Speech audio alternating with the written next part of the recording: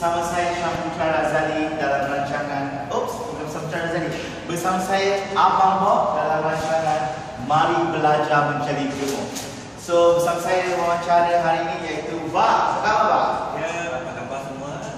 Ba, terima kasih kerana jadi tetamu kita di Pullman Hotel. Ya. Dan nak tanya rahsia Ba. Mungkin juru kamu boleh datang ke depan sikit lebih jelas. Rahsia macam mana daripada daripada badan macam ni terus jadi badan segak macam ni? Oh, bukan daripada badan macam ni, jadi badan macam ni. Tidak. Kita nak belajar menjadi gemuk sekarang. Saya sudah berjaya. Macam mana apa rahsia untuk menjadi gemuk? Oh, rahsia dia mudah saja.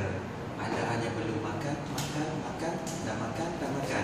Ada tidur tak? Lepas makan tidur. Ada tak? Tidur tu harus, sebab kita nak rehatkan badan kita. Setelah kita makan, kita nak tidur. Okay, so